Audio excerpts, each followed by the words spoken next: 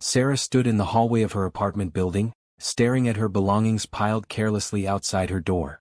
The rain had started to seep through the thin cardboard boxes containing what little she owned. Her hand moved protectively to her growing belly as she read the eviction notice taped to the door. 3 months pregnant and now homeless. She had nowhere to go, no family to turn to, and only $237 in her bank account. "You can't stay here anymore," her landlord Mr. Jenkins said, appearing from his apartment down the hall. His face showed no sympathy as he looked at her. "I don't want trouble in my building. Single women having babies they can't support, it brings down the property value." Sarah felt her cheeks burn with humiliation. "Mr. Jenkins, please. I've paid my rent on time for 2 years. I just need a little more time to figure things out." "Not my problem," he replied coldly. "The father should be taking care of you, not me. Where is he anyway?" Sarah looked away. She had met Robert at a conference where she was working as an event coordinator. Their connection had been instant and magical, at least that's what she thought. After their weekend together, he'd disappeared, blocking her number when she tried to tell him about the pregnancy. Now here she was, alone and scared. "You have until 5 o'clock to get your stuff out or I'll have it thrown in the dumpster," Mr. Jenkins said, turning to leave. Sarah fought back tears as she began gathering her scattered belongings. She couldn't cry now, she needed to be strong for her baby. Balancing a box on her hip, she made her way down the stairs to the lobby, where she would need to make multiple trips to move everything out to the street. On her 3rd trip down, dizzy from the exertion and stress, Sarah stumbled on the last step. The box in her arms went flying as she braced herself against the wall to keep from falling. Picture frames, books, and clothes scattered across the lobby floor. "This is private property," came a stern voice from behind the front desk. "You can't use this building as storage." Sarah looked up to see the building manager, Mrs. Cooper, glaring at her. "I'm leaving, Mrs. Cooper. I just need to get my things out." "Well, hurry it up. And clean this mess. We have important visitors coming this afternoon." Sarah knelt down, struggling to gather her belongings when the front door opened. A tall man in an impeccable suit entered, followed by 2 assistants typing rapidly on their phones. He stopped abruptly when he saw Sarah on the floor. "Is everything all right here?" His deep voice filled the lobby. Sarah didn't look up, embarrassed by her situation. "I'm fine, thank you. Just a little accident." Mrs. Cooper rushed forward, her demeanor completely transformed. "Mr. Winters. We weren't expecting you until 3. The property is ready for your inspection." Sarah froze. Daniel Winters, the billionaire real estate developer who had been buying up properties throughout the city. And here she was, a pregnant, newly homeless woman sprawled across his path. "Mrs. Cooper, perhaps you could explain why this woman is moving her belongings through the lobby in this condition?" His voice was calm but carried an edge of authority. "Oh, she's being evicted.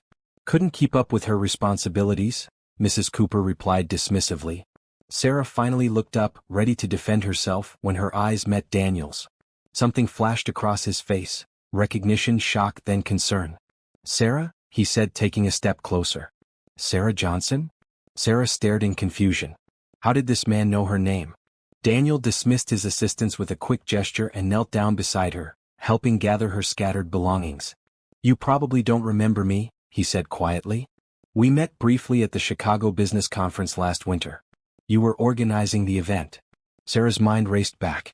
The conference had been massive, over 500 attendees. She had been so busy she barely remembered any faces, especially not someone as important as Daniel Winters. "I'm sorry, Mr. Winters.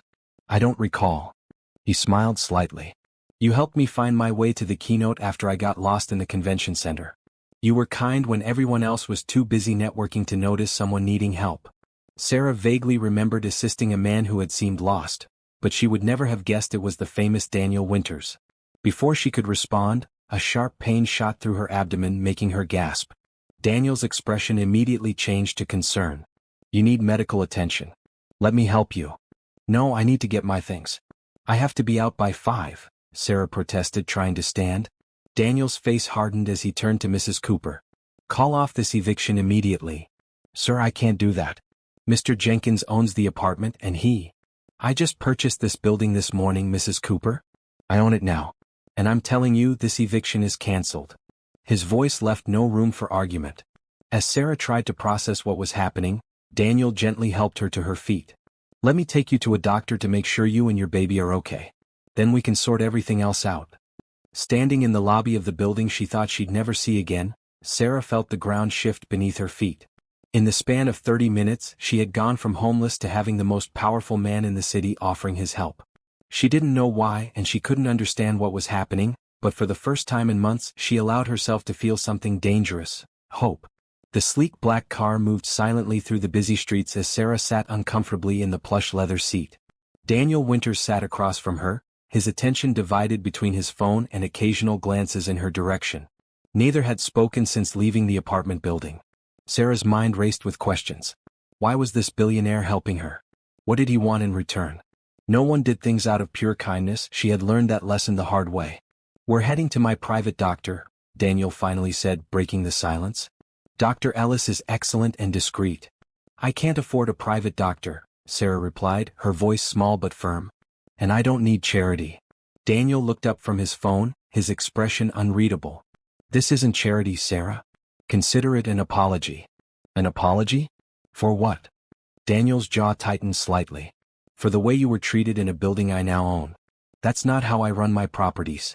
Sarah wasn't convinced, but the persistent ache in her abdomen reminded her that she couldn't afford to refuse help right now, not when her baby's health might be at risk. The car pulled up to a modern medical building. Daniel's driver opened the door, and a woman in a tailored suit approached immediately. "Miss Johnson?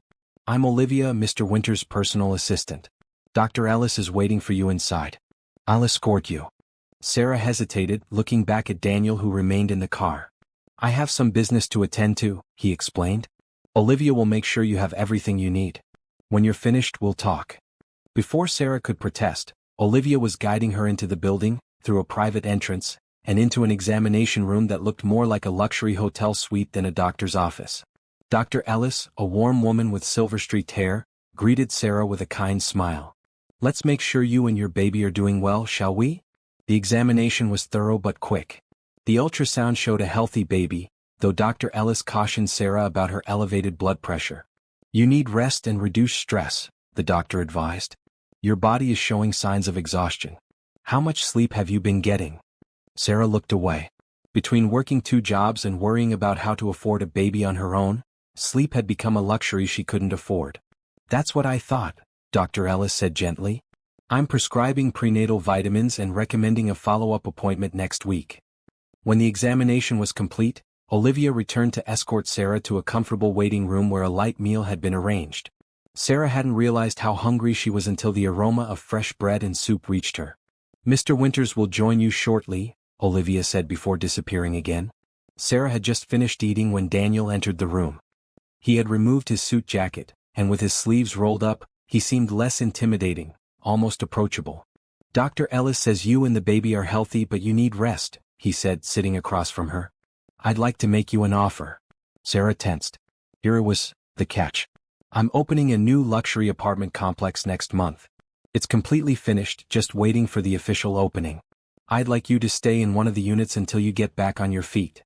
Sarah stared at him in disbelief. "Why would you do that?" Daniel leaned forward, his expression serious. "Because I can. Because it's the right thing to do. And because I know what it's like to face the world alone." "I can't accept such an offer from a stranger," Sarah said, though part of her desperately wanted to. "Then don't accept it from a stranger," Daniel replied with a slight smile. "Accept it from someone who wants to be a friend. No strings attached, Sarah. You can leave any time you want." Sarah studied his face, looking for signs of deception. She had become good at reading people, a skill developed through necessity. Daniel's expression remained open, his eyes steady and sincere. "What about my job? I can't commute from a luxury complex on the other side of town." "What do you do?" Daniel asked. "I work at Bailey's Cafe during the day and clean offices at night." Daniel frowned. "That's too much in your condition.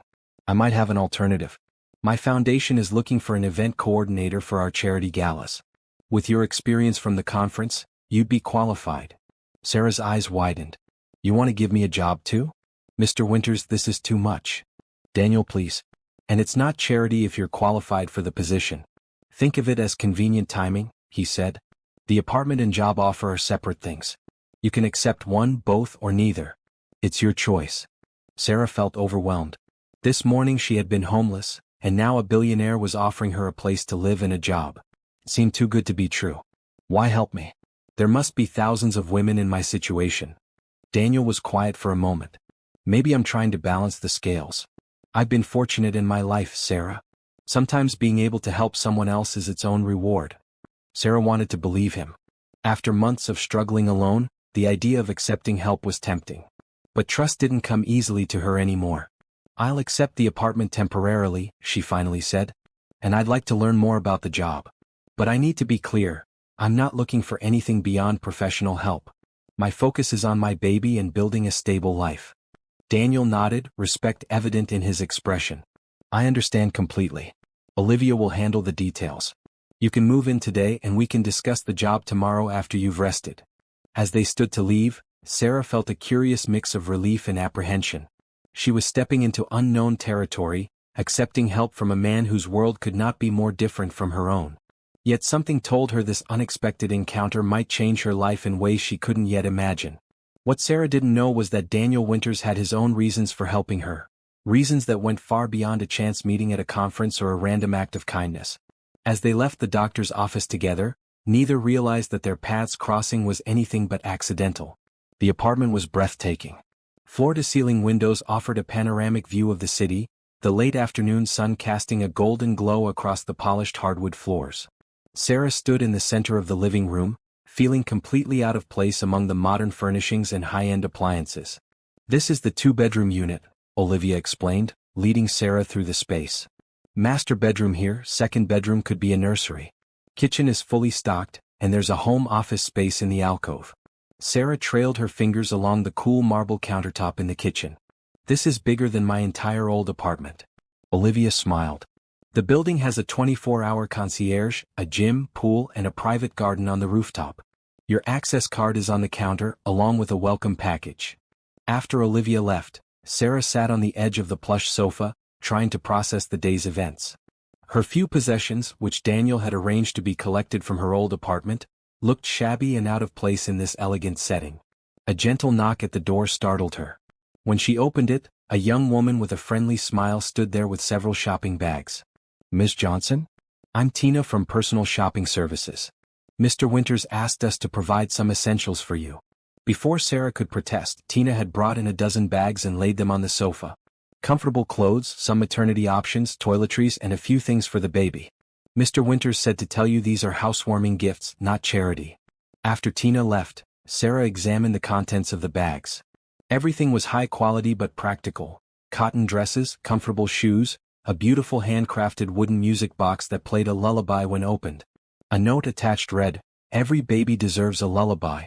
D.W." The gesture brought unexpected tears to Sarah's eyes.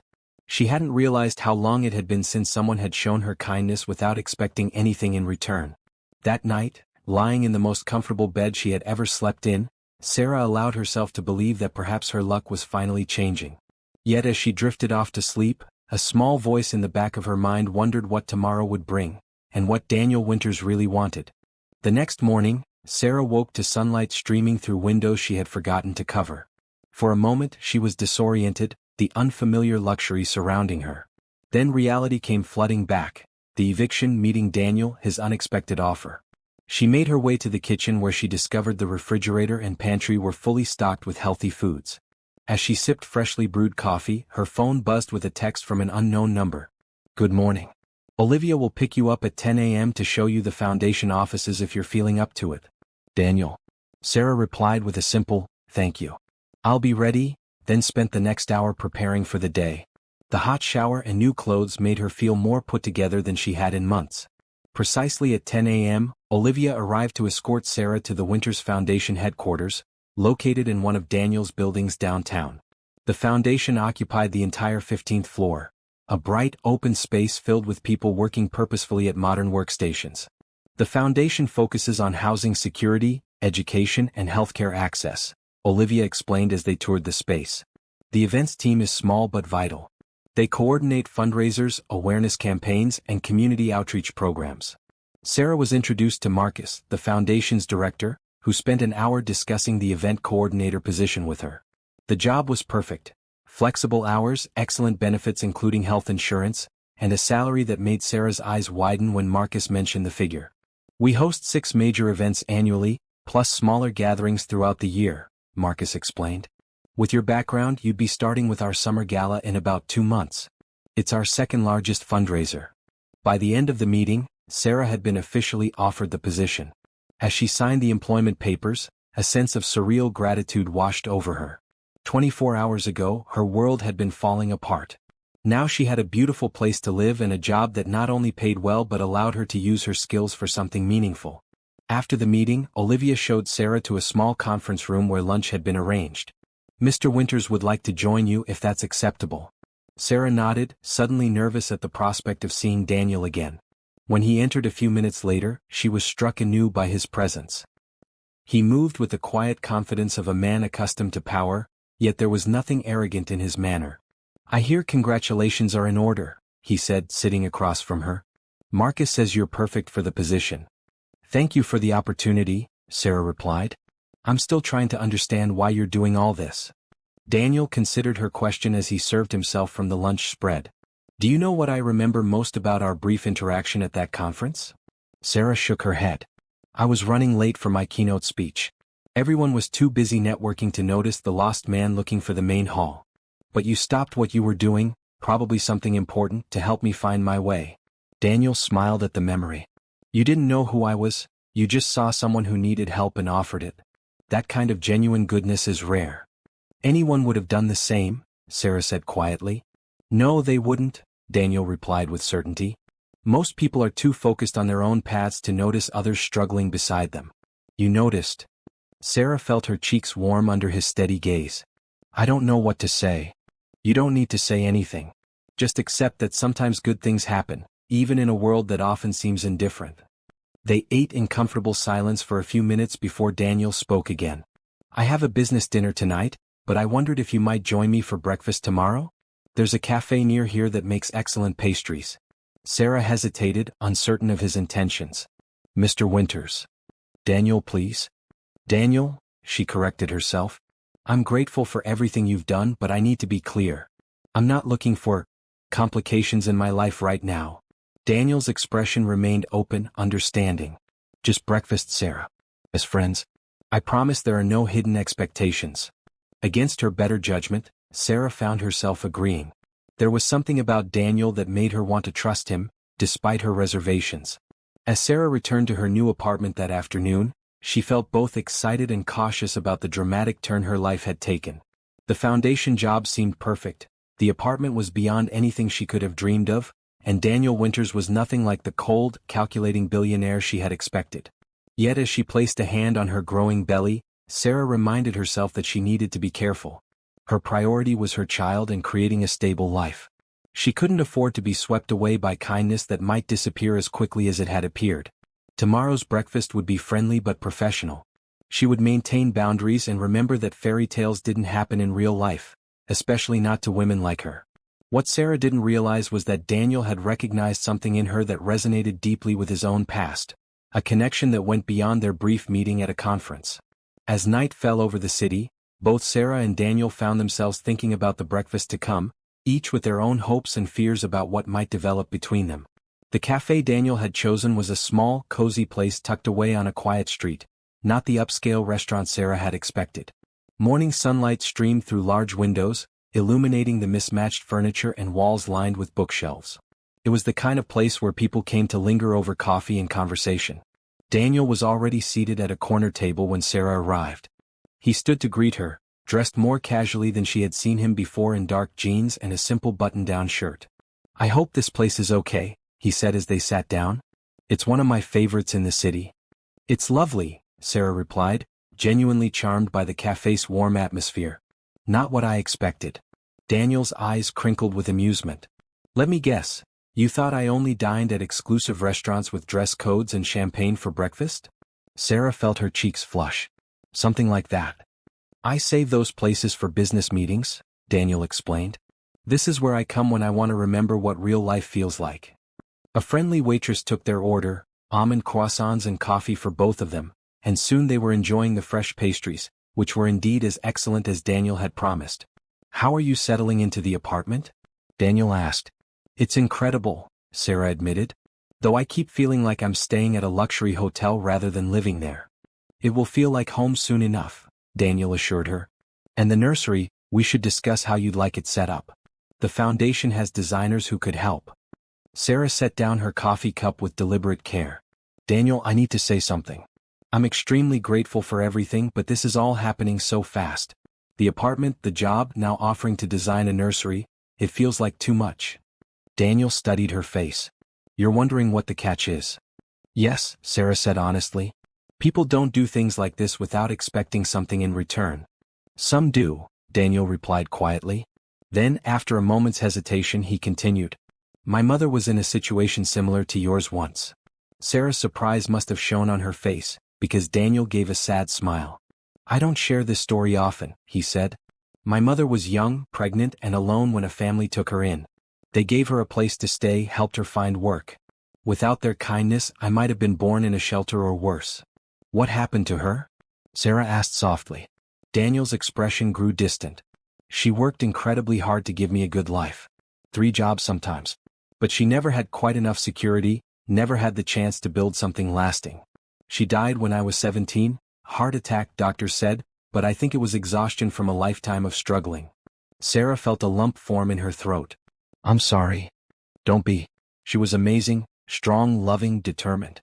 After she died, I promised myself that if I ever achieved success, I would try to create the opportunities for others that she never had. Daniel's eyes met Sarah's. That's what the foundation does. That's why I offered you the apartment and the job. Not for recognition or gratitude, but because someone once did the same for my mother, and it changed the course of both our lives. Sarah felt something shift inside her, a wall of suspicion beginning to crumble. Daniel's story rang true, his vulnerability genuine. For the first time, she saw not the billionaire businessman but the man who had once been a child watching his mother struggle against impossible odds. Thank you for telling me that, she said. It helps me understand. Daniel nodded, seeming relieved that she hadn't pushed for more details or dismissed his explanation. Now, he said, his tone lightening, tell me about you. What's your story, Sarah Johnson? Sarah hesitated. She had become accustomed to keeping her past private, sharing only what was necessary. But Daniel had opened up to her, and she felt a curious desire to reciprocate. I grew up in foster care, she began. Moved around a lot, never really had a permanent home. When I aged out of the system, I worked my way through community college, got a degree in event management. That couldn't have been easy, Daniel observed. It wasn't, Sarah acknowledged. But it taught me to be self-reliant. Until now, I've always managed on my own. And the baby's father? Daniel asked carefully. Sarah looked down at her coffee. Robert. We met at a conference I was coordinating. He was charming, attentive. I thought we had a real connection. When I told him about the pregnancy, he blocked my number. Turns out he was married. Daniel's expression darkened. I'm sorry you went through that. It was my mistake, Sarah said with a shrug that didn't quite hide her hurt. I should have been more careful. No, Daniel said firmly. His behavior reflects on him, not you. You have nothing to be ashamed of. Something in his tone made Sarah look up. The intensity in his eyes surprised her. Anyway, she continued, that's my story. Not very exciting, I'm afraid. I disagree, Daniel said. I think surviving what you've been through and still facing the world with such dignity shows incredible strength. Your child is lucky to have you as a mother. They finished breakfast talking about less personal topics. Books they enjoyed, places they had visited, the foundation's upcoming projects. By the time they parted ways, Sarah felt a growing comfort in Daniel's presence. Thank you for breakfast, she said as they stood outside the cafe. And for sharing your story. Thank you for listening, Daniel replied. And for giving me a chance to explain why this matters to me. As Sarah watched him walk away, she realized that something fundamental had changed during their conversation. The wall she had built around herself, necessary protection during years of disappointment, had developed its first significant crack. Daniel Winters was not what she had expected, and for the first time in a very long time, Sarah allowed herself to believe that his kindness might be genuine. What she didn't yet understand was how deeply their conversation had affected Daniel as well. As he headed to his office, his thoughts remained fixed on Sarah's quiet strength and the child she carried. A child who, like himself once, would be born to a single mother facing a world of challenges. But unlike his own mother, Sarah wouldn't have to face those challenges alone. Not if he could help it. Weeks passed and spring gradually warmed into early summer. Sarah settled into her new apartment and position at the Winters Foundation, finding a rhythm to her days that felt both productive and manageable. Her pregnancy progressed well, her second trimester bringing renewed energy and the first fluttering movements of the life growing inside her. At work, Sarah thrived. The event planning team welcomed her expertise, and she quickly became an essential part of the upcoming summer gala preparations. The flexible hours and supportive environment were unlike anything she had experienced in previous jobs. Daniel had been true to his word. Their relationship remained friendly but professional. They occasionally shared meals or crossed paths at the foundation, but he never pressured her for more than friendship. Gradually, Sarah found herself lowering her guard, looking forward to their conversations and enjoying his company. One evening, as Sarah was reviewing seating arrangements for the gala in her office, Daniel appeared in her doorway. "Working late?" he asked, leaning against the door frame. Sarah looked up with a smile. "Just finalizing some details. The gala is only 3 weeks away. Marcus says you've completely transformed the event. Ticket sales are up 30% from last year." Sarah felt a flash of pride. "We have a great team. And the cause, affordable housing for families, it's easy to be passionate about work that matters." Daniel nodded, understanding in his eyes. "I was heading out, but I wondered if you'd join me for a quick walk? There's something I'd like to show you." Curious, Sarah agreed. Daniel led her to the elevator and pressed the button for the roof. It's a beautiful evening and the view from up there is spectacular. The rooftop garden was in full bloom, paths winding between raised beds filled with flowers and herbs. Solar-powered lights twinkled like stars along the walkways, and comfortable seating areas were arranged to take advantage of the stunning city views. "This is beautiful," Sarah said, breathing in the fragrant air. "I had no idea this was up here." "It's one of my favorite places," Daniel admitted. "Peaceful. Sometimes I come up here to think." They walked slowly along the paths, Sarah pausing occasionally to admire a particularly lovely plant or the changing colors of the sunset sky. Daniel seemed content to match her pace, pointing out his favorite spots in the garden. "The foundation owns this building," he explained, "but the garden is a partnership with a local youth program. The teenagers learn about urban agriculture, sustainability, even business skills by selling some of what they grow to restaurants." Sarah noticed a group of raised beds at the far end of the garden where several young people were working, laughing together as they harvested vegetables. "That's them now," Daniel said with evident pride. "Many of these kids come from challenging backgrounds. This program gives them purpose, community, and practical skills." Sarah watched the teenagers, reminded of her own youth and how different her life might have been with access to supportive programs like this one. "You really care about making a difference, don't you?" she observed. "This isn't just for show or tax benefits." Daniel's expression grew serious. "When you've experienced hardship firsthand, you understand its true cost. Not just the physical struggle but what it does to your sense of possibility, your belief in a better future." They found a quiet bench overlooking the city, now bathed in the golden light of sunset.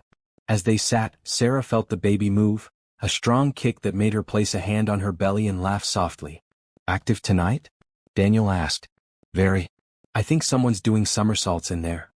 Without thinking, Sarah took Daniel's hand and placed it where the baby was kicking. The moment she did it, she realized the intimacy of the gesture, but Daniel's expression of wonder as he felt the movement beneath his palm made her glad she had shared the moment. "That's incredible," he said softly, looking at her with eyes full of emotion. Sarah nodded, suddenly aware of how close they were sitting, how comfortable she had become in his presence. She gently removed his hand, needing to maintain some boundary between them. "Daniel," she began carefully, "I want to thank you for everything you've done. These past weeks. I can't remember when I last felt so secure." "You don't need to thank me," he replied. "Seeing you thrive is thanks enough. Still, I need you to know how much it means." Sarah looked out at the city lights beginning to twinkle in the gathering dusk. "Before I met you, I was terrified about the future. Now, for the first time, I feel like my baby and I have a real chance." Daniel was quiet for a moment, seeming to choose his words carefully. "Sarah, there's something I've been wanting to tell you. About why I was at your apartment building that day." Sarah turned to look at him, curious. "It wasn't coincidence," he admitted. "After we met at the conference, I remembered you. Your kindness stayed with me. When I learned the building was for sale, I did some research on the residents. I saw your name and recognized it." Sarah felt a chill despite the warm evening air. "You were looking for me specifically?" Daniel shook his head quickly. "No, not like that. I wasn't stalking you, I promise. When I saw your name, I remembered our interaction. I wasn't planning to approach you or anything like that. But then seeing you there in that situation. So everything, the apartment, the job, it wasn't random kindness. You knew who I was all along. Daniel met her gaze steadily. I recognized your name, yes. But everything else happened exactly as I told you. When I saw you in distress, I wanted to help. The rest, getting to know you, our friendship, that's been genuine, Sarah. Sarah stood up, needing space to process this revelation. I need to think about this. Daniel didn't try to stop her as she walked toward the elevator. I understand. I just wanted to be completely honest with you. As the elevator doors closed between them, Sarah felt confusion replace the comfort she had been feeling moments before. Daniel's admission wasn't sinister. He hadn't lied exactly, but the idea that their meeting wasn't as coincidental as she'd believed unsettled her. Back in her apartment, Sarah paced the living room, trying to sort through her feelings. Was she overreacting? Daniel had been nothing but kind and respectful.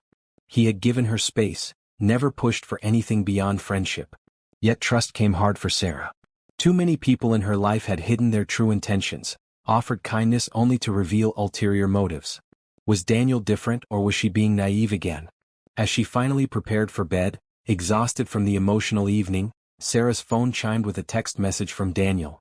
I'm sorry if I upset you. I should have told you sooner. Everything else has been true. My mother's story, my reasons for helping, my respect for you. Whatever you decide about our friendship, the apartment and job are yours without conditions. Sleep well, Sarah. Reading the message, Sarah felt her anxiety begin to ease. Daniel had been honest when he didn't need to be. He could have kept the connection a secret, but he had chosen to tell her the truth, even knowing it might change how she felt about him. Maybe, she thought as she drifted toward sleep, real trust wasn't about finding people without flaws or complications. Maybe it was about finding people who were honest even when it was difficult. People who showed through consistent actions, not just words, that they could be relied upon. The baby kicked again, a gentle reminder of the life they were building together. Tomorrow, Sarah decided she would talk to Daniel again. Their connection, whatever it was becoming, deserved the chance to grow on a foundation of complete honesty. What Sarah didn't yet realize was that Daniel had one more secret. One that would challenge everything she thought she knew about their relationship and force her to decide once and for all whether he was worthy of her trust. The night of the summer gala arrived, and the Winters Foundation headquarters had been transformed. The open office space now gleamed with elegant decorations, soft lighting, and flowers from the rooftop garden. A string quartet played in one corner, while catering staff circulated with champagne and hors d'oeuvres. In a small office temporarily serving as a preparation room, Sarah checked her appearance one last time. The midnight blue maternity gown had been a gift from the foundation team, a thank you for her work on the event.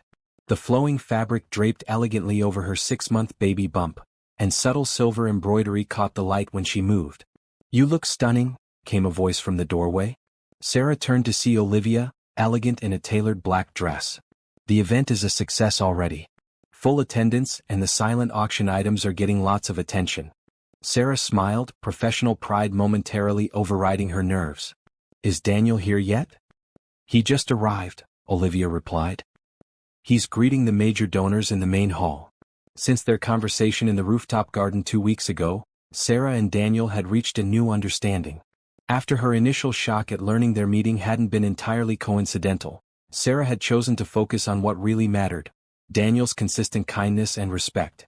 Their friendship had deepened, built on honesty and growing trust. Time to face the crowd, Sarah said, taking a deep breath. The main event space was filled with the city's elite. Business leaders, politicians, celebrities, all gathered to support the foundation's affordable housing initiative. Sarah moved through the crowd with practiced ease, ensuring everything ran smoothly while accepting compliments on the event's organization. She spotted Daniel across the room, surrounded by guests eager for his attention. In his perfectly tailored tuxedo, he commanded the space without apparent effort. As if sensing her gaze, he looked up and caught her eye, offering a warm smile that made her heart beat a little faster. Later, as dinner was being served, Daniel made his way to where Sarah was checking on the table arrangements. Everyone is raving about the event, he said quietly. You've done an amazing job. Thank you, Sarah replied. It's been a team effort. The team says otherwise. Marcus tells me this is the most organized gala in the foundation's history. Sarah felt a blush rise to her cheeks at the praise. I should check on the auction display before the bidding closes. Actually, Daniel said, gently touching her elbow, you should sit down and eat something. Doctor's orders, remember? Rest and proper nutrition. Sarah had to smile at his concern. I'll take a break after I check the auction. The silent auction was set up in an adjacent room, with items ranging from vacation packages to fine art. As Sarah adjusted a display card that had fallen, she overheard a conversation from behind a decorative screen. I still can't believe Daniel Winters has that pregnant woman working for him. It's so obvious what's going on. The woman's voice was low but clear. What do you mean? Asked another voice. Oh, come on. Suddenly this unknown woman gets an apartment in his building and a cushy job at his foundation? She's clearly his mistress. The baby is probably his. Sarah froze, the auction card still in her hand. But they barely interact at events, the second voice protested. That's just for show. Trust me, I know how these arrangements work. My husband's firm handles divorces for half the wealthy men in this city. They always set up their pregnant girlfriends somewhere convenient but not too obvious. Sarah felt as though the floor had dropped out from beneath her. Is that what people thought? That she was Daniel's mistress, kept woman, a scandal waiting to happen? The idea made her feel sick. She must have made a sound because the conversation abruptly stopped, followed by the clicking of heels moving away. Sarah remained behind the screen trying to compose herself. There you are, came Daniel's voice as he rounded the corner. His smile faded when he saw her expression. Sarah? What's wrong? Nothing, she said automatically, then shook her head. No, that's not true. I just overheard some guests talking. They think I'm that we're. Understanding dawned on Daniel's face, followed by anger. Who said that? I'll set them straight immediately. No, Sarah said quickly. Please don't. It would only make things worse. Daniel ran a hand through his hair, frustration evident. I'm sorry, Sarah. I should have anticipated this kind of gossip.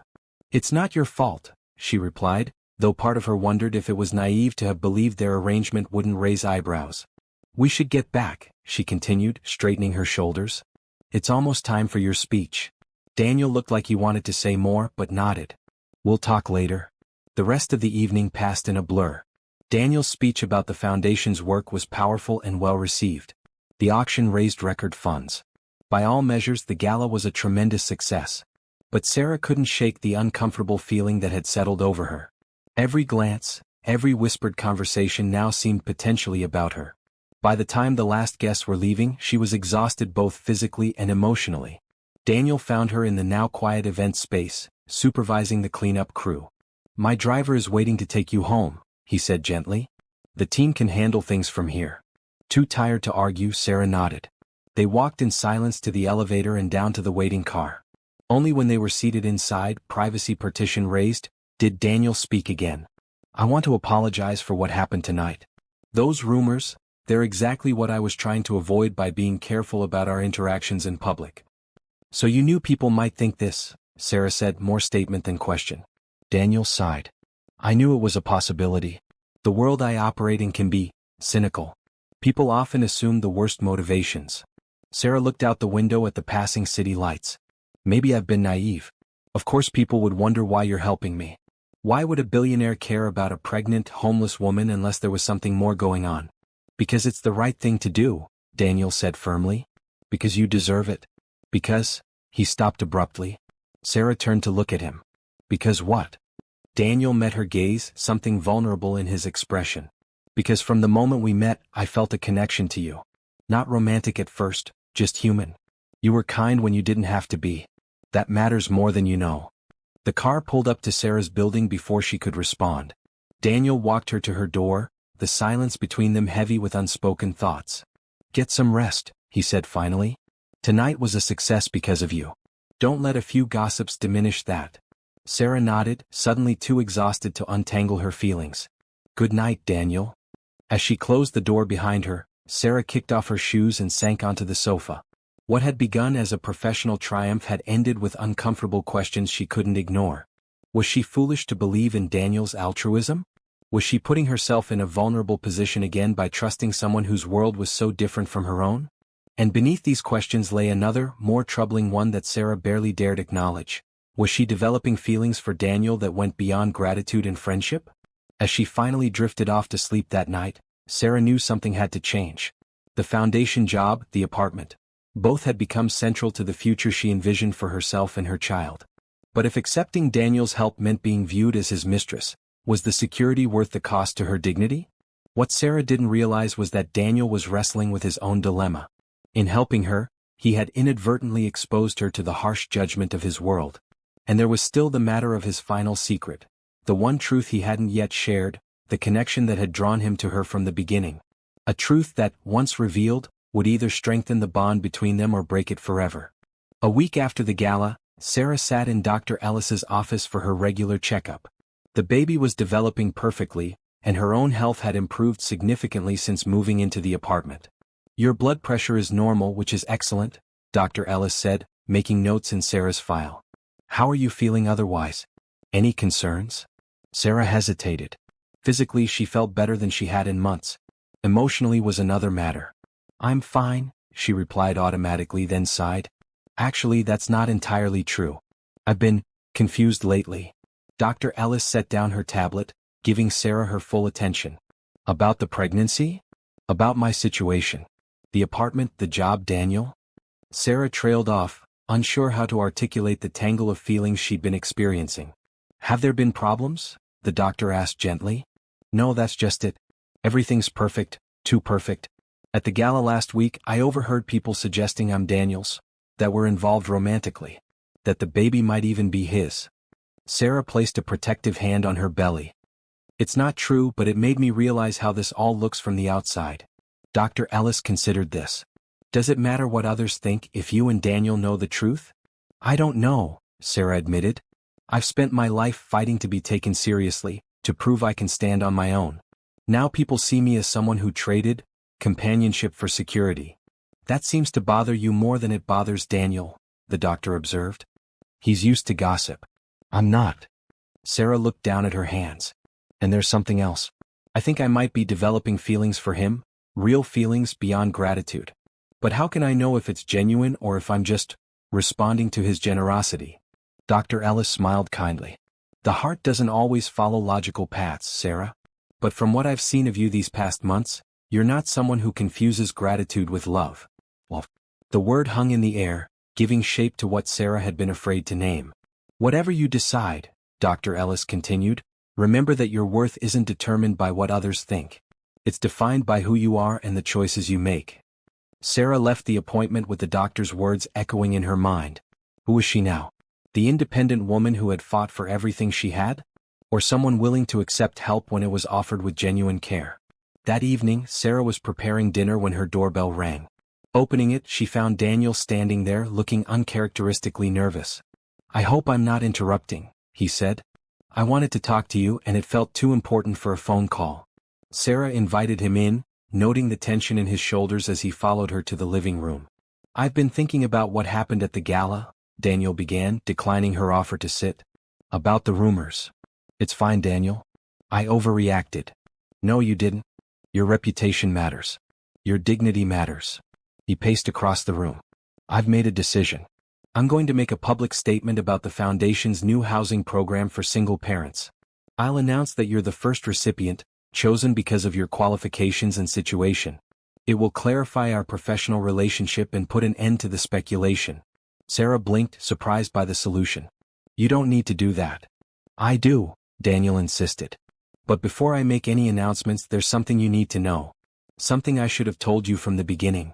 The seriousness in his tone made Sarah's heart beat faster. "What is it?" Daniel took a deep breath. "The day we met at your apartment building wasn't entirely coincidental, as I told you. But there's more to the story than I shared." He reached into his jacket pocket and withdrew a folded document, which he handed to Sarah. It was a birth certificate, his birth certificate. Sarah scanned it, confused by its relevance, until her eyes fell on the father's name, Robert Mitchell. "Robert Mitchell is your father?" she asked, looking up at Daniel in confusion. "Yes," Daniel said quietly. "The same Robert Mitchell who is your baby's father." Sarah felt as though the floor had dropped out from beneath her. That's not possible. Robert is your age, maybe a few years older." "He's not my biological father. My mother married him when I was 10. He adopted me, gave me his name." Daniel's expression hardened. "When my mother died, he remarried quickly. I was sent to boarding school, then college. We haven't been close for years, though we maintain appearances for business purposes. Sarah sank onto the sofa trying to process this revelation. So when I met Robert at the conference. You met my stepfather, Daniel confirmed. I didn't know about your connection to him until after I bought the apartment building. When I was reviewing the tenant files, I saw your application with the father's name listed for emergency contact purposes. I recognized it immediately. Sarah felt sick. So all this, the apartment, the job, it wasn't about helping me at all. It was about getting back at your stepfather. No. Daniel's denial was vehement. When I realized who you were, yes, I was angry at Robert. But my desire to help you was genuine, Sarah. Everything I told you about my mother's experience was true. But you didn't tell me the whole truth, Sarah said, her voice barely above a whisper. You let me believe this was just kindness when all along there was this connection. Daniel knelt in front of her, his eyes pleading for understanding. I should have told you sooner. I was afraid you wouldn't accept my help if you knew, afraid you might think my intentions were about revenge rather than genuine concern. Were they? Sarah asked, meeting his gaze directly. Be honest, Daniel. When you first decided to help me, was it about me at all or was it about hurting Robert? Daniel was quiet for a long moment.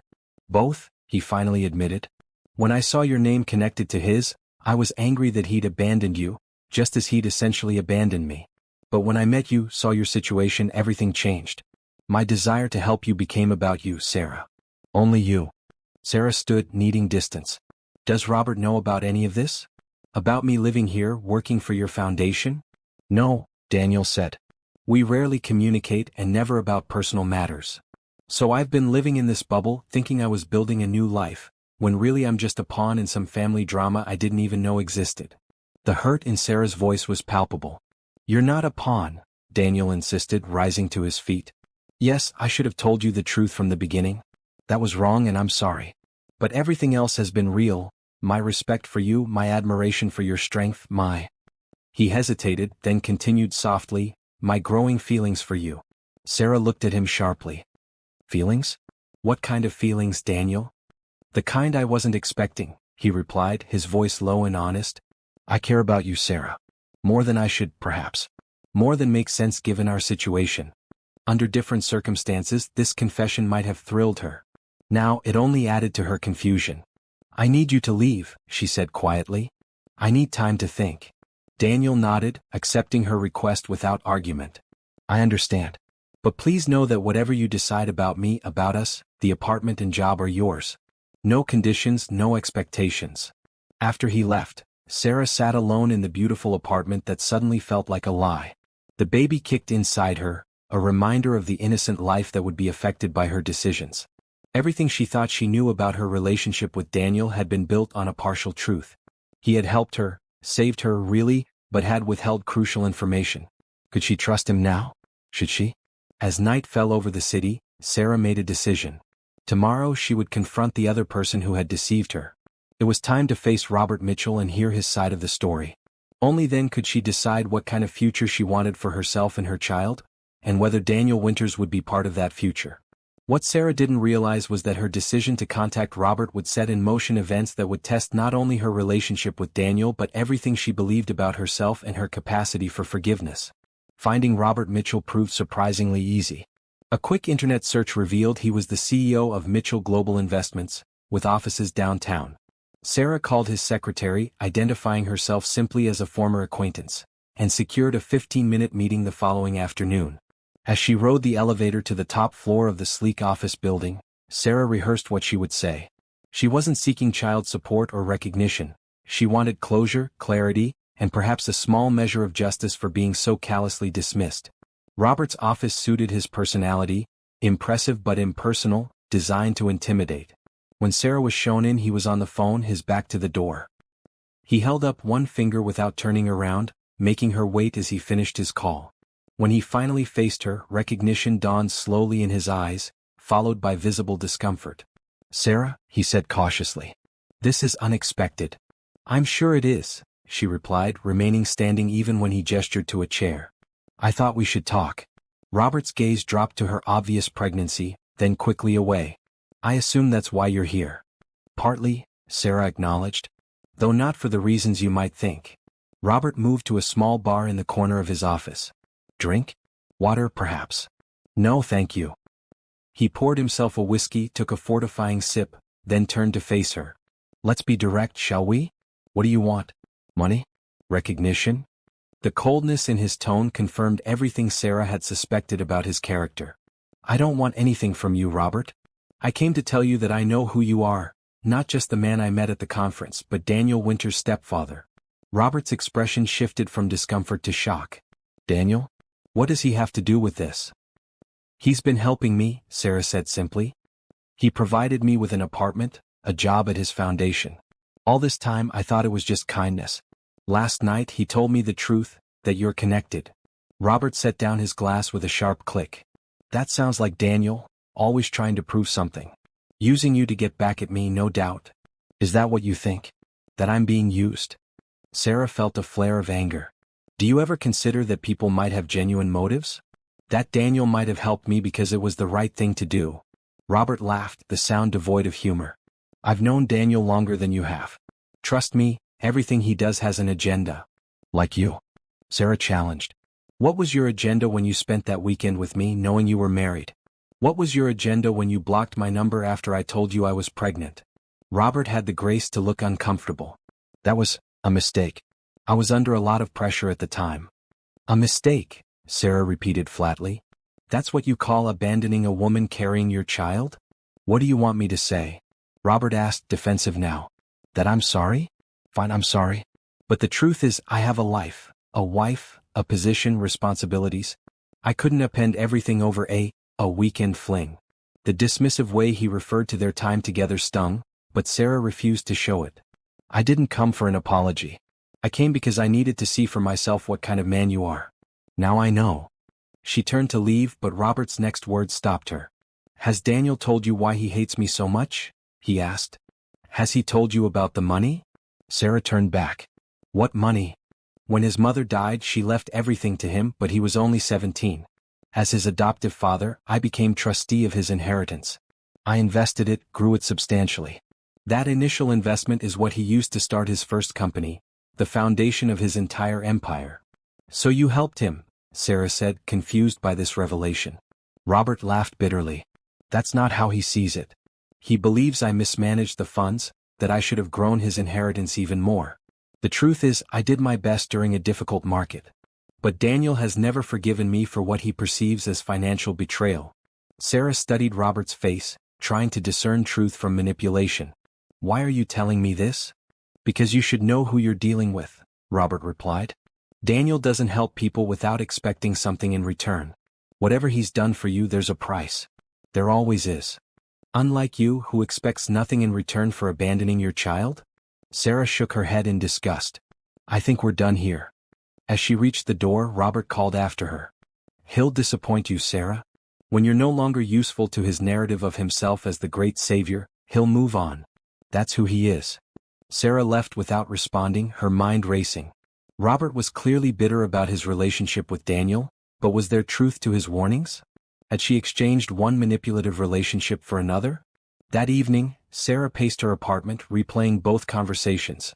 Last night's with Daniel, today's with Robert. Each man had painted the other as untrustworthy, self-serving. Who was she to believe? Her phone rang, Daniel's name lighting up the screen. She hesitated before answering. Sarah? His voice was relieved. I was worried when you didn't come to the office today.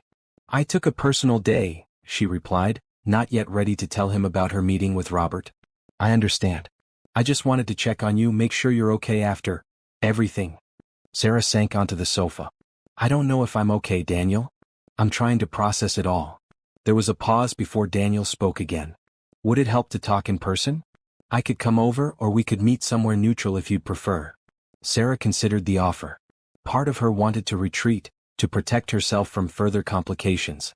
But another part, perhaps the stronger part, needed answers that only Daniel could provide. You can come over, she decided. There are things we need to discuss. When Daniel arrived 30 minutes later, Sarah was waiting in the living room, tea set out on the coffee table. He looked tired, she noticed, as though he hadn't slept much. Thank you for seeing me, he said, taking the seat across from her. Sarah poured tea for both of them, using the familiar ritual to gather her thoughts. I went to see Robert today, she finally said, watching Daniel's expression closely. Surprise flashed across his face, followed by concern. Why? I needed to hear his side of the story, Sarah explained. To understand the situation from all angles.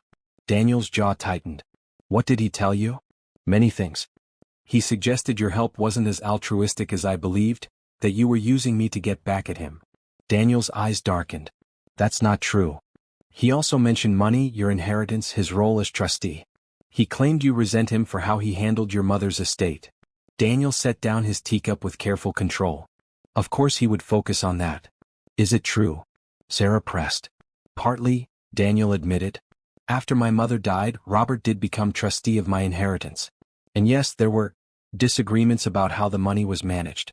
But that's ancient history, Sarah. It has nothing to do with why I helped you. Doesn't it? Sarah challenged. You admitted yesterday that your initial interest was partly about Robert. How can I believe anything between us has been genuine when it started with a connection to him? Daniel leaned forward, his expression earnest. Because despite how it began, what developed between us has been real. The person I've come to care for is you, Sarah. Not as Robert's ex or my baby's half-sibling's mother, but as yourself. The strong, determined woman who's faced incredible challenges with grace. The person who's transformed our foundation's outreach. The woman I think about when I wake up and before I go to sleep. The raw honesty in his voice made Sarah's heart race. I don't know if I can separate it all in my mind, she admitted. Your help, your kindness, it's become so important to me. The thought that it might have been motivated by something other than genuine care. It wasn't, Daniel insisted. Yes, I was angry at Robert when I realized who you were. But from the moment I saw you in that lobby, my only thought was that I couldn't let you face this alone. Not when I had the means to help. Sarah was quiet for a long moment, processing his words. There's something else Robert said, that you'll lose interest once I'm no longer useful to your narrative of yourself as a savior. That there's always a price for your help. Daniel's expression hardened. That says more about Robert than about me. He's never understood that some people give without expecting anything in return. And you're one of those people? Sarah asked, still uncertain. I try to be, Daniel replied simply. I've made mistakes, Sarah. Not telling you the truth from the beginning was one of them. But I've never helped you with any expectation of gratitude or anything else. Sarah studied his face, looking for any sign of deception. What she saw instead was vulnerability, a man afraid of losing something precious. Where do we go from here? She asked softly. Daniel took a deep breath. That depends on what you want. If you need distance from me, I'll respect that. If you want to keep things purely professional, I'll understand. But if you're willing to try to build something new between us, something based on complete honesty from this point forward, I'd like that very much. Sarah felt tears gathering in her eyes. I'm scared, Daniel. Not just of being hurt again, but of making the wrong choice for my baby. I know, he said gently. And I would never ask you to decide right now. Take all the time you need.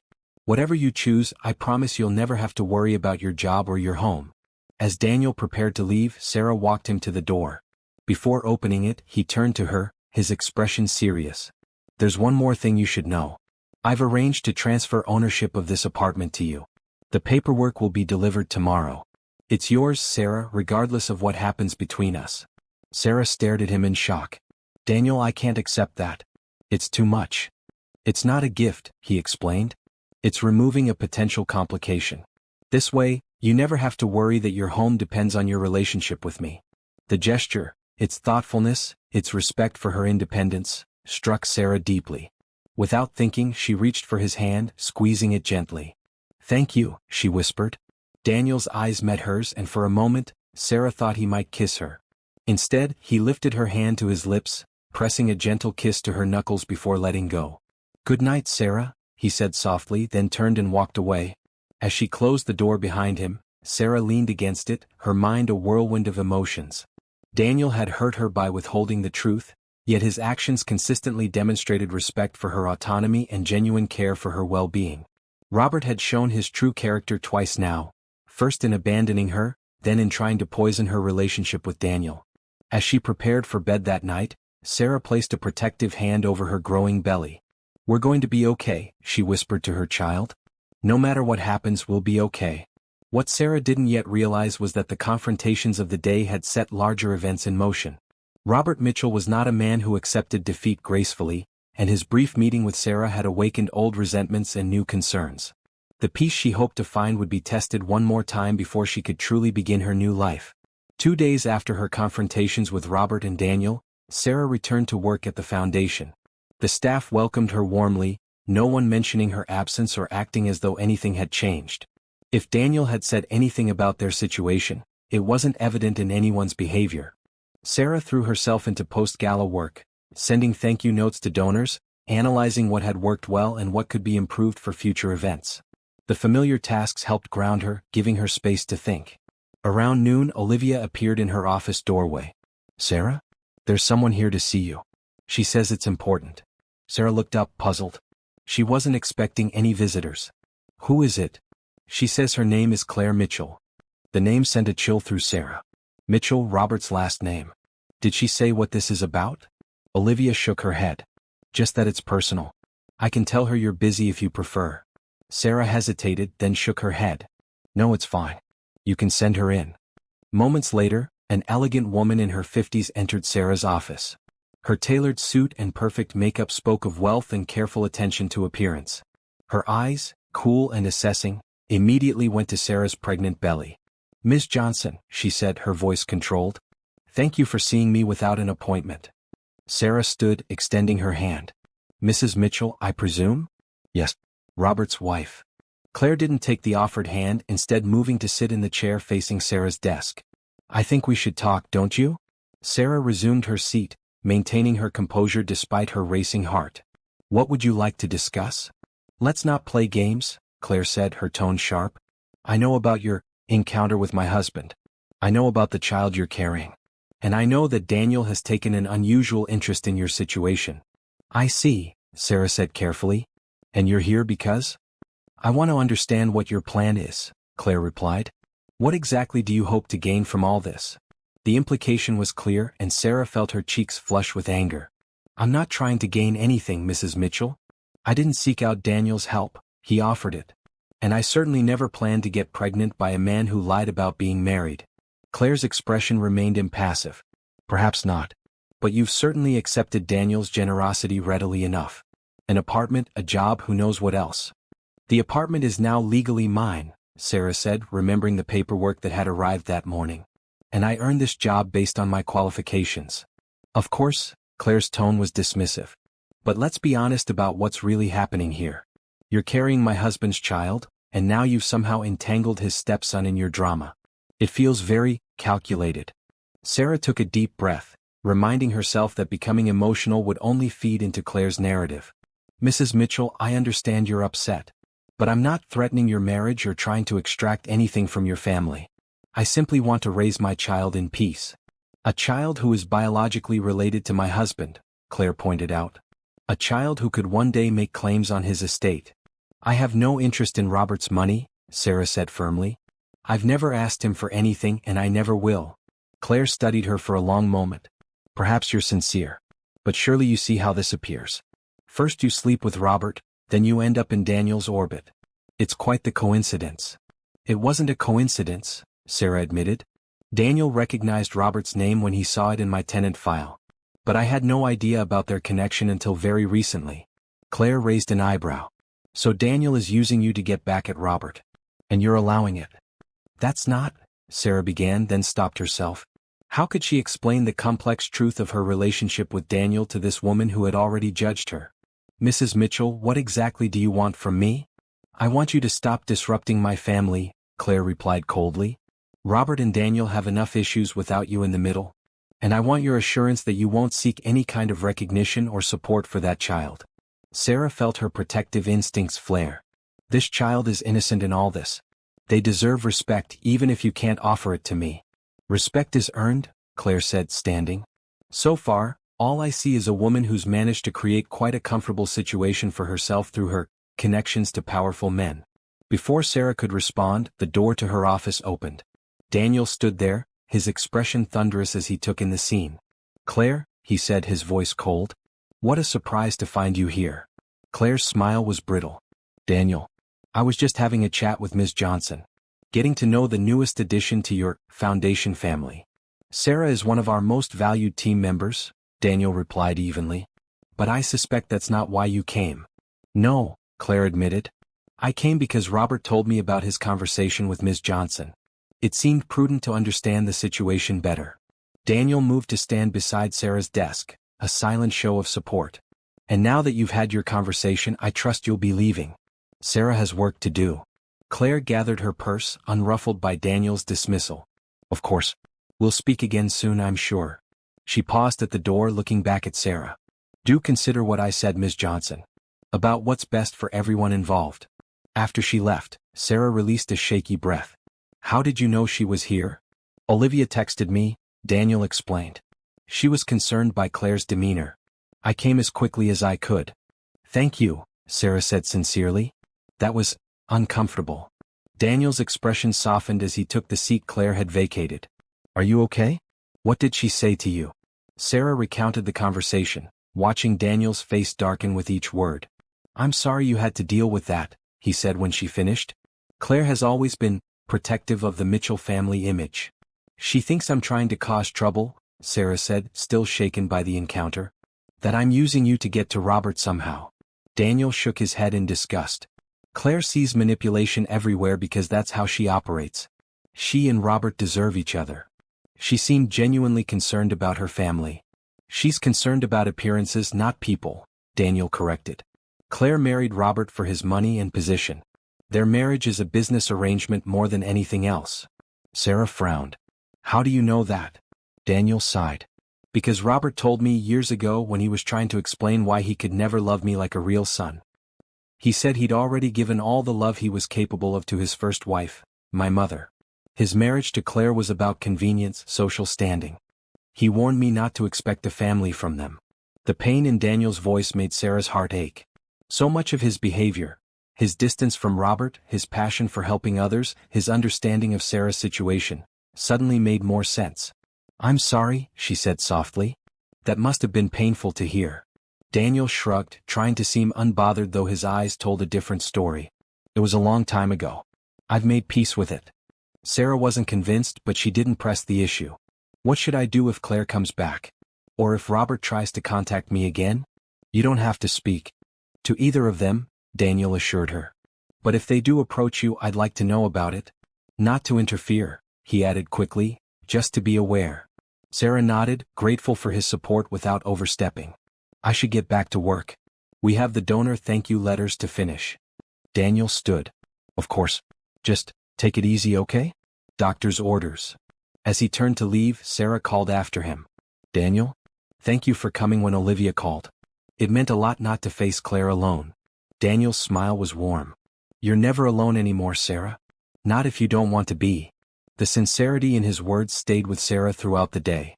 By the time she left the office that evening, she had made a decision. The past few days had been filled with revelations and confrontations, forcing her to examine what was truly important.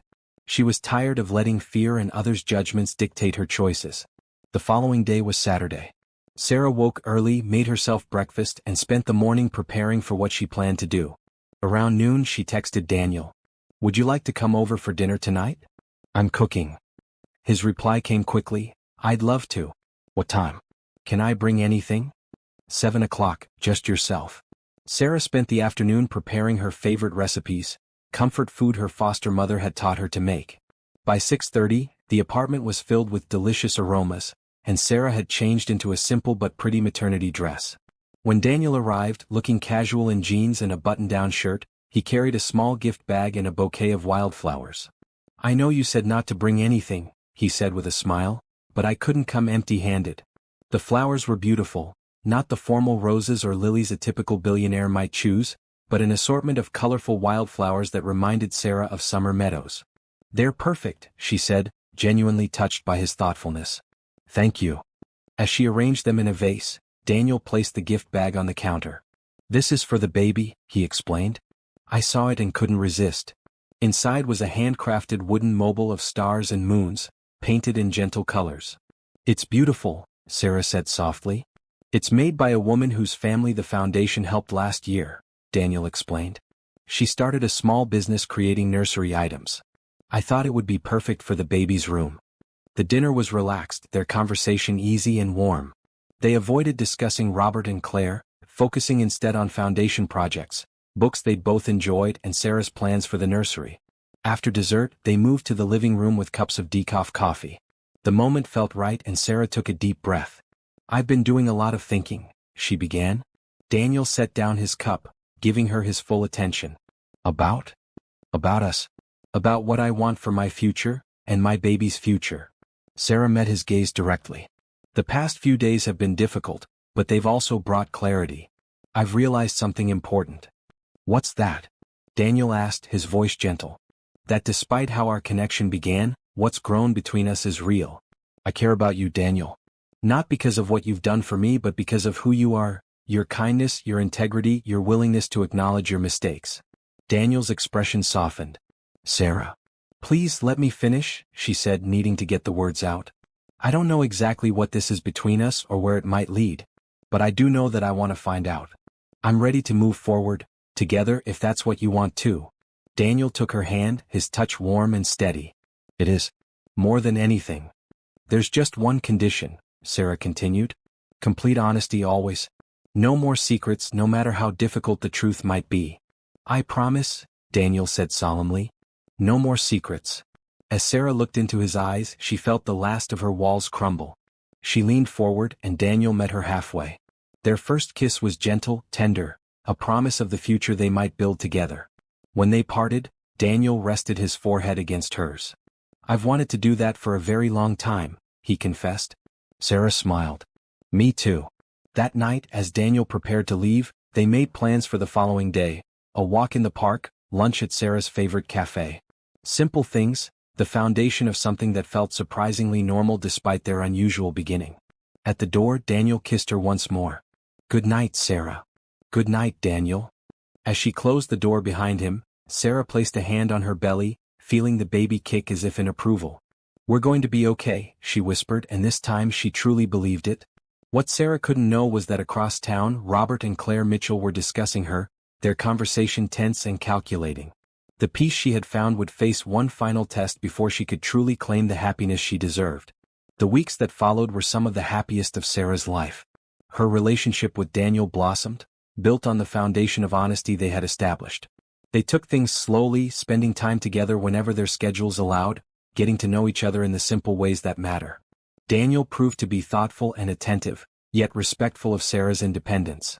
He never pushed for more than she was ready to give, content to follow her lead as they navigated their evolving relationship. At the foundation, their professional interactions remained appropriate, though everyone could sense the change between them. Neither tried to hide their growing closeness, but they didn't flaunt it either. As Sarah's pregnancy progressed into its final months, Daniel became increasingly involved in preparing for the baby's arrival. Together they transformed the second bedroom into a nursery, choosing a calming color scheme and furnishings that were practical but beautiful. "Do you want to know if it's a boy or girl?" Daniel asked one evening as they arranged baby clothes in the new dresser. Sarah shook her head. "I've always wanted it to be a surprise. Is that okay with you?" Daniel smiled, folding a tiny onesie with surprising dexterity. "More than okay. I love the idea of being surprised." It was these moments, quiet, domestic, filled with anticipation for the future, that Sarah treasured most. In Daniel, she had found not just a partner but a true friend, someone who understood her struggles and celebrated her strengths. They had not heard from Robert or Claire since their confrontations, a silence that brought relief but also a lingering sense of unease. Sarah couldn't shake the feeling that the Mitchells weren't finished with them yet. Her intuition proved correct on a rainy Tuesday afternoon, 7 weeks before her due date. Sarah was reviewing budget proposals in her office when Olivia knocked on her door, her expression concerned. "Sarah? There's a Mr. Henderson here to see you. He says he's an attorney representing Robert Mitchell." Sarah felt her stomach tighten. "Did he say what this is about?" "Just that it's a legal matter that requires immediate attention." After a moment's hesitation, Sarah nodded. "Send him in. And could you let Daniel know, please?" Mr. Henderson was an older man with wire-rimmed glasses and a serious demeanor. He carried a leather briefcase and declined Sarah's offer to sit. "I'll be brief, Ms. Johnson," he said, removing a document from his briefcase. "My client, Mr. Mitchell, has prepared this agreement for your consideration." Sarah accepted the document, scanning its contents with growing disbelief. It was a legal agreement waiving any claim her child might have on the Mitchell family, in exchange for a substantial one-time payment. Mr. Mitchell is prepared to offer $2 million, Henderson continued, in exchange for your signature on this agreement and your assurance that you will not seek any further contact or support. Sarah set the document on her desk, struggling to contain her anger. Let me be clear, Mr. Henderson. I have never asked Robert for money. I have never threatened to make any claims on his family or estate. This, she gestured to the agreement, is unnecessary and frankly insulting. Henderson's expression remained impassive. My client simply wishes to resolve this matter definitively. The offer is quite generous. The offer is a bribe, came Daniel's voice from the doorway. He entered the office, his expression controlled but eyes blazing with anger. And your client is wasting everyone's time. Henderson turned to face Daniel. Mr. Winters. This is a private matter between Ms. Johnson and Mr. Mitchell. Is it? Daniel moved to stand beside Sarah's desk. Because it seems like an attempt to buy her silence about Robert's abandonment of his child. An interesting move for a man so concerned with appearances. Henderson bristled. The agreement includes a mutual non-disclosure clause. It would protect all parties. Sarah doesn't need protection from the truth, Daniel said firmly. And neither do I. Your client, on the other hand, seems terrified of it. Sarah placed a hand on Daniel's arm, a gentle reminder of her own agency in this situation. Turning to Henderson, she spoke with quiet dignity. Please tell Robert that I have no interest in his money or in exposing him. All I want is to raise my child in peace. If he can't understand that, it's his problem, not mine. Henderson gathered the unsigned agreement. I'll convey your response. However, I should warn you that Mr. Mitchell is prepared to take further steps to protect his interests. Is that a threat? Daniel asked, his voice dangerous. Merely a statement of fact, Henderson replied, moving toward the door. Good day to you both. After he left, Sarah released a shaky breath. What did he mean by further steps? Daniel shook his head. Probably nothing. Robert likes to posture to make people feel threatened so they'll give in. It's how he operates in business too. Despite his reassurance, Sarah felt uneasy. I hope you're right. Sarah's concerns proved justified the following morning when she received a call from Marcus, the foundation director. Sarah, I need to see you in my office right away, he said, his tone unusually formal. When she arrived, Marcus was standing by the window, his expression troubled. Close the door, please, he said when she entered. What's wrong? Sarah asked, suddenly anxious. Marcus sighed heavily. I received a call this morning from one of our major donors, threatening to withdraw support unless we terminate your employment. Sarah felt as though the floor had dropped away beneath her. What? Why? They claimed concerns about impropriety, specifically your relationship with Daniel creating a conflict of interest within the foundation. Marcus looked uncomfortable. When I pushed back, they mentioned rumors about your personal situation. My pregnancy, you mean? Sarah said flatly. And the father. Marcus nodded grimly. I don't know how they learned about it, but they're using it to pressure us. They've also contacted other donors. It's Robert, Sarah realized. This is what his lawyer meant by further steps. I suspected as much, Marcus agreed. But regardless of who's behind it, we have a problem. The foundation can't afford to lose major funding. Sarah's heart sank. So you need me to resign? Absolutely not, came Daniel's voice as he entered the office without knocking. No one is losing their job over Robert's pettiness. Marcus looked between them. Daniel, I understand your position, but we have to consider what's best for the foundation. What's best for the foundation is standing by our principles, Daniel insisted. If we give in to this kind of manipulation, where does it end? Sarah remained quiet, her mind racing. She didn't want to damage the foundation's work, but the injustice of the situation burned within her. Daniel's right, she finally said. This isn't about me keeping my job. It's about not letting someone use their wealth and influence to bully others into submission. If we give in now, Robert wins, and the foundation loses something more valuable than money. Marcus studied her for a long moment, then nodded slowly. I agree. But we need a strategy to address this before it escalates further. I have an idea, Daniel said, determination in his voice.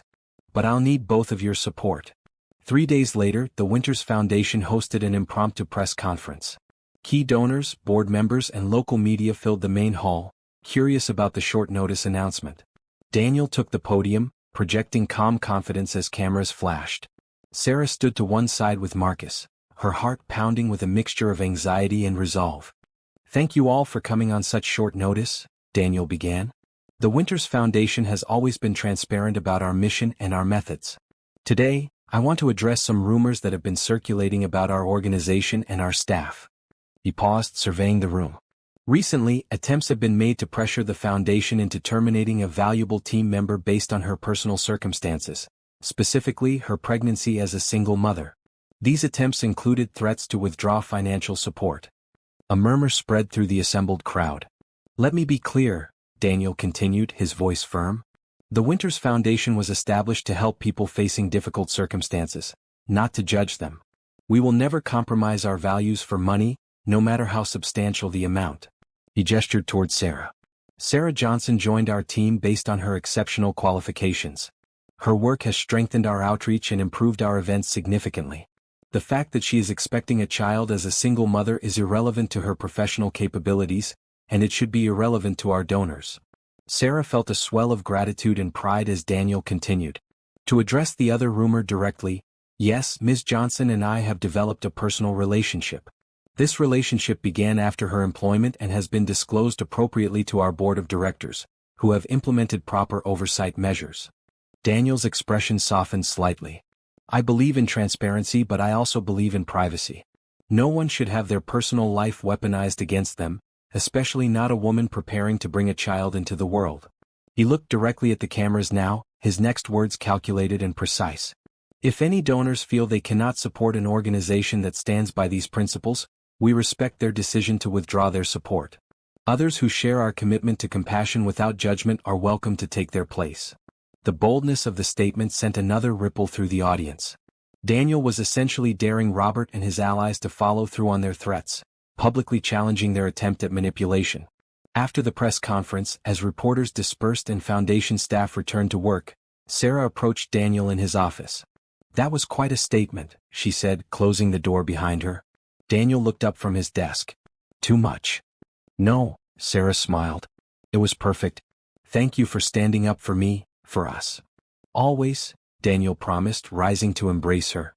"Robert needs to understand that he can't control either of us through intimidation or money." Sarah rested her head against his chest, drawing comfort from his steady presence. "What do you think he'll do now?" "He has two choices," Daniel replied. "Withdraw gracefully or escalate and risk having his behavior exposed publicly. Robert cares too much about his reputation to choose the latter." "I hope you're right," Sarah said, pulling back to look at him. "Because I'm tired of letting his shadow hang over our happiness." Daniel tucked a strand of hair behind her ear, his touch gentle. "So am I. Which is why I've been thinking about our future, yours, mine, and the baby's." Sarah felt her heart skip. "What kind of thinking?" "The kind that involves a lot of hopes and plans," Daniel said with a smile. "But there's no rush. We have time to figure it all out together." Sarah nodded, content with that answer for now. They had built something precious between them: trust, respect, love. Whatever came next, they would face it together. As Daniel had predicted, Robert withdrew his threats following the press conference. The public stance had called his bluff, forcing him to retreat rather than risk exposure. A few donors aligned with the Mitchells did withdraw their support, but they were quickly replaced by others who admired the foundation's principled stand. The final weeks of Sarah's pregnancy passed peacefully. She continued working until her doctor advised her to begin maternity leave, 3 weeks before her due date. The nursery was ready, the hospital bag packed, everything in place for the baby's arrival. Daniel was a constant, supportive presence, attending every doctor's appointment, reading parenting books, even practicing diaper changes on a doll under Dr. Ellis's amused guidance. "You've become quite the expert," Sarah teased after one such session. Daniel grinned, clearly pleased with himself. "I'm a quick learner. Besides, I want to be prepared." The depth of his commitment touched Sarah deeply. This man, who had entered her life so unexpectedly, had become essential to her happiness in ways she had never anticipated. On a warm spring evening 2 weeks before her due date, Daniel invited Sarah to the rooftop garden for dinner. The space had been transformed, twinkling lights strung between planters, a small table set with flowers and candles, soft music playing from hidden speakers. "This is beautiful," Sarah said as Daniel helped her into her chair. "What's the occasion? Does there need to be one?" Daniel replied with a smile, pouring sparkling water into her glass. They enjoyed a delicious meal catered from Sarah's favorite restaurant, talking and laughing as the sun set over the city. After dessert, Daniel grew quieter, a hint of nervousness in his expression. "Sarah," he began, taking her hand across the table.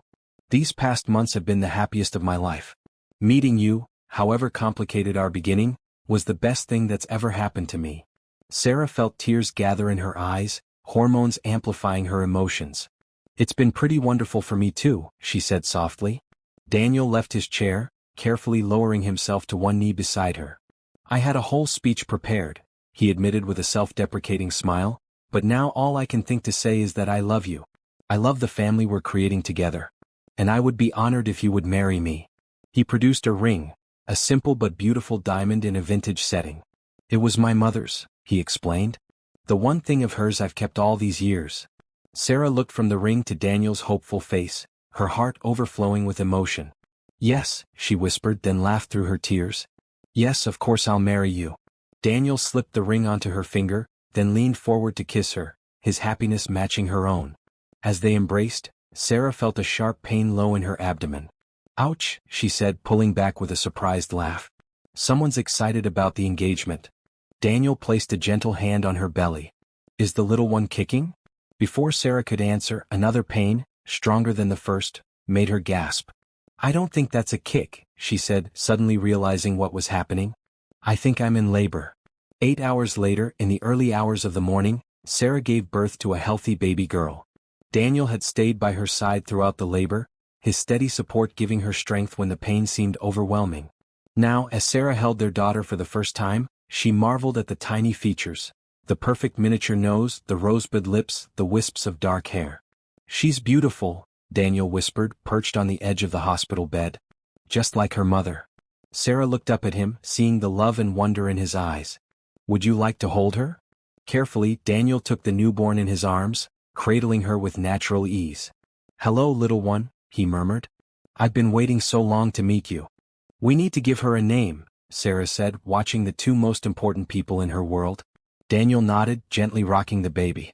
"Do you have something in mind?" "I was thinking Hope," Sarah replied. "Because that's what she represents, for both of us." "Hope," Daniel repeated softly. "It's perfect." As sunrise painted the hospital room with golden light, the three of them formed a circle of love and new beginnings. Sarah thought about the journey that had brought them here, from her darkest moment of despair to this pinnacle of joy. Life had not given her the fairy tale she might have imagined as a girl, but it had given her something better, something real. A love built on honesty and respect. A partner who saw her strength and supported her independence. A family created through choice rather than obligation. 1 year ago, standing in the hallway of her apartment building staring at an eviction notice, Sarah could never have imagined this future. Now, watching Daniel whisper promises to their daughter, she knew that sometimes the most unexpected beginnings led to the most beautiful destinies. Outside the hospital window, the city was awakening to a new day. Inside, cradled in the warmth of family, Hope slept peacefully in her father's arms, unaware of the challenges that had preceded her arrival, knowing only the love that surrounded her now. And for Sarah and Daniel, that was enough. Whatever the future held, they would face it together, stronger for the trials they had overcome, wiser for the truths they had learned, and bound by a love that had transformed them both. In the end, Sarah realized, life's greatest blessings often come disguised as its greatest challenges. For it was in her moment of deepest need that she had found not just security, but the family she had always longed for, a place where both she and her daughter would be cherished, respected, and loved without condition. That, she thought as she reached for Daniel's hand, was the most unexpected blessing of all.